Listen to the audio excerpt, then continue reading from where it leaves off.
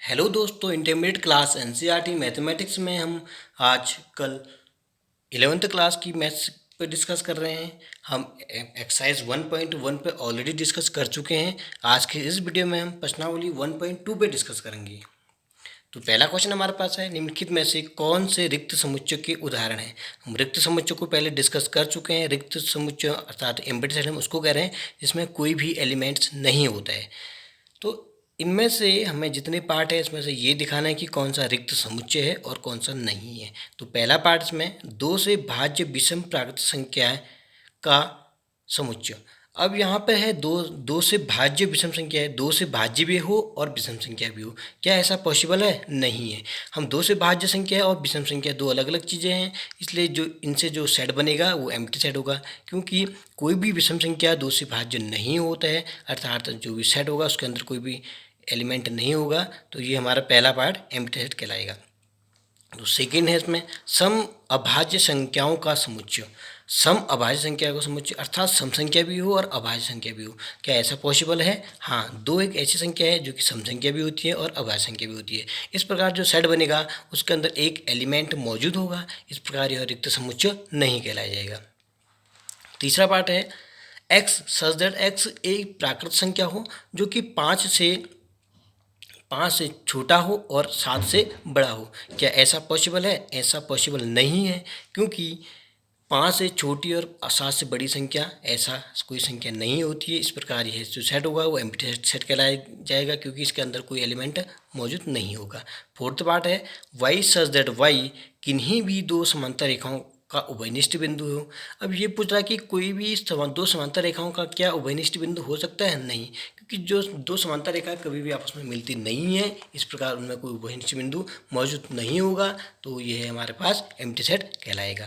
Question number 2 है इसमें निम्नलिखित समुच्चयों में से कौन सा परिमित और कौन अपरिमित है, अर्थात इसमें हमें फाइनाइट और इनफाइनाइट सेटों पे डिस्कस करना है। तो हम पहले डिस्कस कर चुके हैं कि फाइनाइट सेट कौन सा होता है, जिसमें नंबर ऑफ एलिमेंट की संख्या एक लिमिटेड होती है, निश्चित होती है, जिसको हम काउंट कर सकते हैं, गिन सकते हैं, तो वो फाइनाइट सेट कहलाया जाएगा। और ऐसा सेट जिसमें नंबर ऑफ एलिमेंट की संख्या इनफाइनाइट हो, मतलब अनंत हो, जिसको हम काउंट नहीं कर सकते हैं, उन्हें हम इनफाइनाइट सेट कहेंगे। आइए शुरू करते हैं। पहला पार्ट है वर्ष के महीनों की का समुच्चय।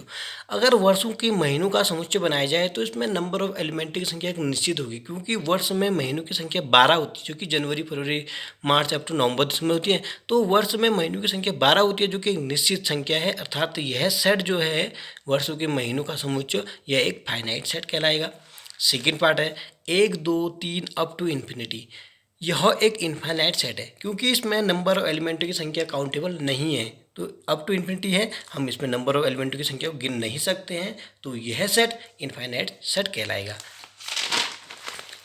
अगला पार्ट है इसका, थर्ड पार्ट है सेट है 1 2 3 अप टू 99 और 100 तक। मतलब इसमें इनमें नंबर ऑफ एलिमेंट की संख्या कितनी है? 100 है, 1 से लेकर 100 तक की इसमें एलिमेंट की संख्या है, अर्थात यह एक फाइनाइट सेट है। इसमें 1 से लेकर 100 तक की सभी धनात्मक पूर्णांकों का संख्या है, जो कि एक निश्चित संख्या है, अर्थात यह सेट फाइनाइट सेट कहलाएगा।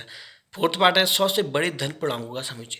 अब ये 100 से बड़े धन पूर्णांकों का समुच्चय यह भी इनफाइनाइट सेट है, क्योंकि इसमें नंबर ऑफ एलिमेंट को हम गिन नहीं सकते हैं। 100 से बड़ी संख्या बहुत सारे हो सकते हैं जो कि गिनी नहीं जा सकती है और जो कि अनिश्चित है। तो इस प्रकार यह कैसा सेट होगा? Infinite set. इसका फिफ्थ पार्ट है 99 से छोटे अभाज्य पूर्णांकों का समुच्चय। 99 से छोटे अभाज्य पूर्णांकों का संख्या, अगर 99 से छोटे अभाज्यों का संख्या की बात कर रहे हैं, यह फाइनाइट सेट कहलाएगा, मतलब परिमित समुच्चय कहलाएगा, क्योंकि 1 से लेकर इसमें 99 तक की छोटी अभाज्य संख्या होंगी जो कि गणना की जा सकती है। जैसे क्या होगा, 2 3 5 7 11 इस टाइप के इसमें एलिमेंट होंगे जो कि काउंटेबल होंगे। इस प्रकार यह फाइनाइट सेट कहलाया जाएगा। हमारे पास क्वेश्चन नंबर थर्ड है निम्नलिखित समुच्चयों में से प्रत्येक के लिए बताइए कि कौन सा परिमित है और कौन सा अपरिमित है। ये भी क्वेश्चन नंबर थर्ड भी इसमें वही शो करना है कि कौन से सेट हमारे पास फाइनाइट सेट होगा और कौन सा इनफाइनाइट सेट होगा। आइए क्वेश्चन करते हैं। पहला पार्ट है इसमें एक्स अक्ष के समांतर रेखाओं का समुच्चय। अगर मैं एक्स अक्ष के समांतर, अगर ये line X axis Y axis में खींचूं तो एक्स एक्सिस के समांतर बहुत सारी समांतर रेखाएं खींची जा सकती है जिनको हम काउंट नहीं कर सकते हैं। इस प्रकार यह सेट जो होगा इनफाइनाइट सेट कहलाएगा। सेकंड पार्ट है अंग्रेजी वर्णमालाओं के अक्षरों का समुच्चय। अब जो अंग्रेजी वर्णमाला में जो अक्षर होते हैं वो काउंटेबल होते हैं, क्योंकि अंग्रेजी वर्णमाला में अक्षरों की संख्या 26 होती है, जो कि एक निश्चित संख्या है। इस प्रकार ये जो सेट होगा ये फाइनाइट सेट कहलाया जाएगा, अर्थात परिमित समुच्चय। थर्ड पार्ट है उन संख्याओं का समुच्चय जो 5 के गुणज हो। 5 के गुणजों की संख्या बहुत सारे होती है, मतलब 5, 10, 15, 20, 25 अप टू इन्फिनिटी, तो यह सेट इनफाइनाइट सेट कहलाएगा। पृथ्वी पर रहने वाले जानवरों का समुच्चय यह फाइनाइट सेट है, क्योंकि पृथ्वी पर रहने वाले जानवरों की संख्या को हम काउंट कर सकते हैं, हम गिन सकते हैं। एक निश्चित संख्या ही है जो कि पृथ्वी पर जानवरों की संख्या होगी, तो यह सेट फाइनाइट सेट कहलाएगा। अब कह रहा है फिफ्थ पार्ट है इसमें मूल बिंदु 0,0 से होकर जाने वाले वृत्तों का समुच्चय। मूल बिंदु से होकर जाने वाले वृत्तों की संख्या इनफाइनाइट हो सकती है, बहुत सारे वृत्त हम ऐसा खींच सकते हैं जो कि मूल बिंदु से होकर जाती है। इस प्रकार हम इसको काउंट नहीं कर सकते हैं, तो मूल बिंदु से होकर जाने वाले वृत्तों का समुच्चय क्या कहलाएगा? इनफाइनाइट सेट कहलाया जाएगा। फोर्थ पार्ट है क्वेश्चन। फोर्थ क्वेश्चन हमारे पास है निम्नलिखित में से बताइए कि ए इक्वल बी है अन्यथा अथवा नहीं।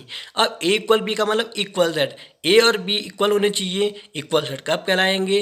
अगर सेट ए में और सेट बी में एलिमेंटों की संख्या समान हो और सेम ही एलिमेंट हो, तब हम कहते हैं कि ए और बी इक्वल है। आइए क्वेश्चन शुरू करते हैं।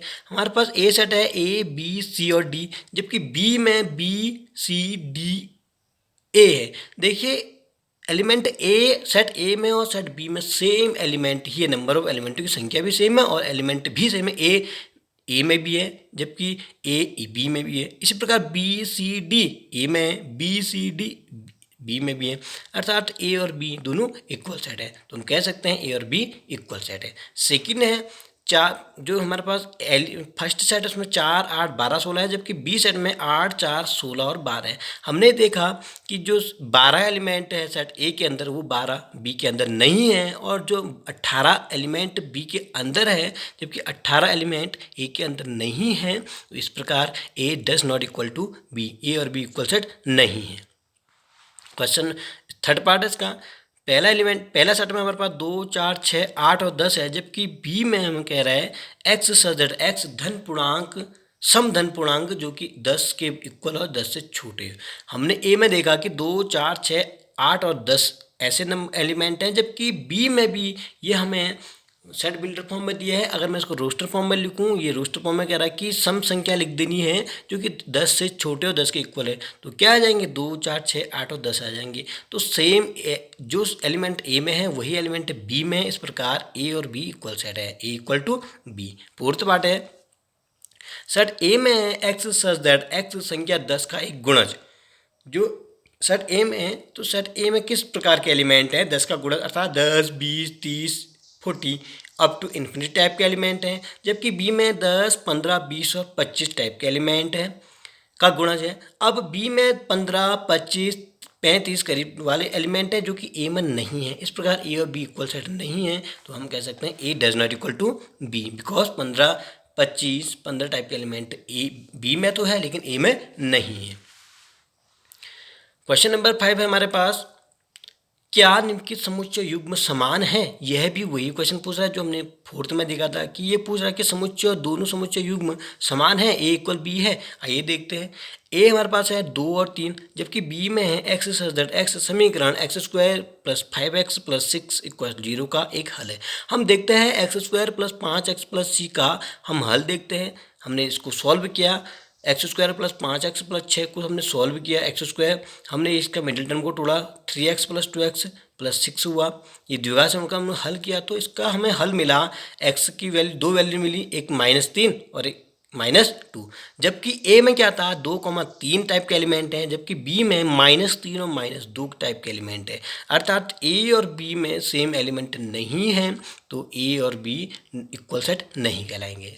इसका A does not equal to B.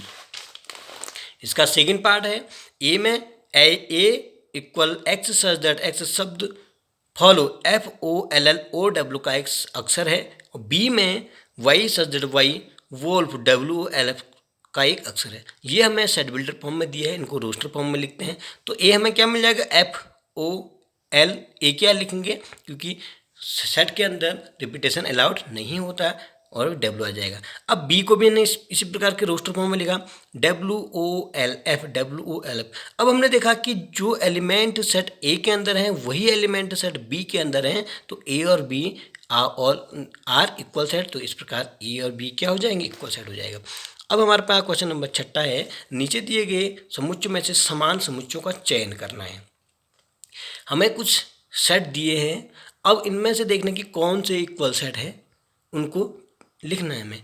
ए में हमें दिया है 2, 4, 8 और 12, जबकि बी में दिया है 1, 2, 3, 4, सी में दिया है 4, 8, 12, 14, डी में दिया है 3, 1, 4, 2, ई में दिया है -1, एफ में दिया है 0, जी में दिया है 1, -1 और एच में दिया है 0, 1। अब हमें देखना है कि कौन कौन से सेट इक्वल है। पहले हम ए को देखेंगे, जो ए में हमारे पास 2, 4, 8, 12 है। हमने देखा कि वही एलिमेंट ना बी में, ना सी में, डी में, ई में, एफ में, जी में, एच में किसी के साथ नहीं है। इस प्रकार ए तो किसी के साथ इक्वल सेट नहीं है। अब बी को देखते हैं, बी वाला सेट है, ए के साथ इक्वल नहीं है। अब देखते हैं कि बी वाला सेट जो है क्या किसी और में भी है। अब 1, 2, 3, 4 यहाँ ये तो नहीं हो सकता। यहाँ देखिए 1, 2, 3, 4 अर्थात बी और डी इक्वल सेट है। तो एक तो हमें इक्वल सेट मिल गया, बी इक्वल डी।